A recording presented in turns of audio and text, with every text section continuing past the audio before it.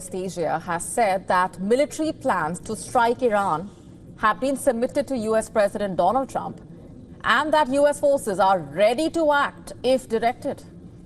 Speaking before the US House Armed Services Committee, General Michael Kurilla, the head of the US Central Command, has said that he provided Donald Trump and the US Secretary of Defense with a wide set of military options regarding Iran. And it's important to note here that US presidents and defense secretaries are regularly briefed on potential military options, especially amid the heightened tensions with any country. But that does not guarantee that America will definitely act on it. Now, if the US does choose to pursue military action, what are the options? Cooperation with Israel is likely. Since the month of April, Israeli Prime Minister Benjamin Netanyahu has on multiple occasions reportedly expressed a desire for US approval and assistance in launching attacks on Iranian nuclear sites. And according to a recent Bloomberg report, a retired US Navy admiral and former NATO commander described the main element of any such operation against Iran as an outright aerial offensive involving drones, cruise missiles, and manned aircraft. Adding that before launching any direct strikes, military planners would likely begin with a cyber campaign aimed at disabling Iranian defense systems.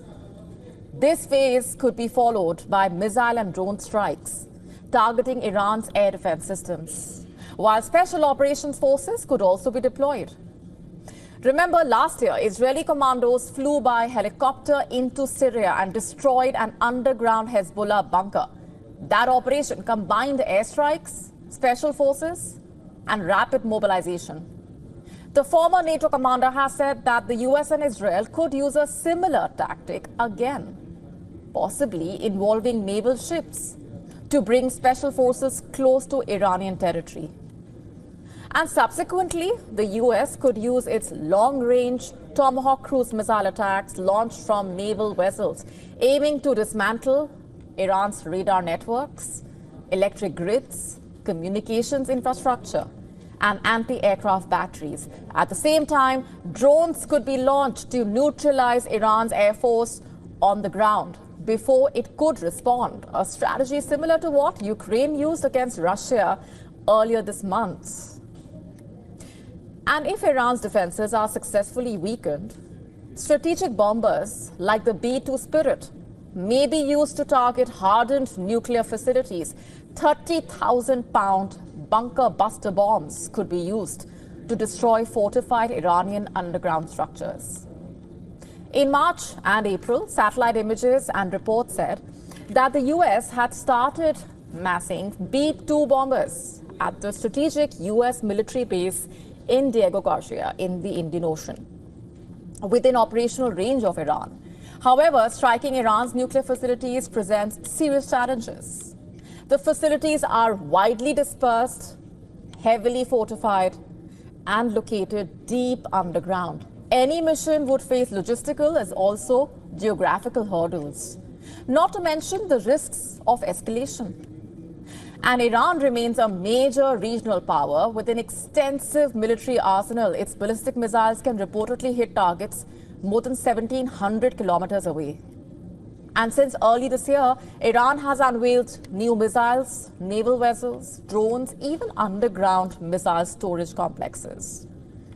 Just yesterday, Iranian authorities issued a warning that any Israeli strike on its nuclear facilities would prompt a counterattack on Israel's nuclear sites. Tehran said it possesses intelligence about those Israeli locations and has made it clear that it would retaliate if provoked. And in the latest, Iran has threatened to strike US bases in the region if military conflict arises. Listen to this.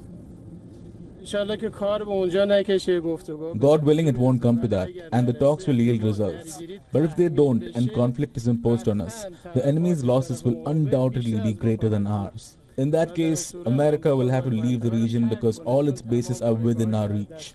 We have access to them, and without hesitation, we will target all of them in the host countries.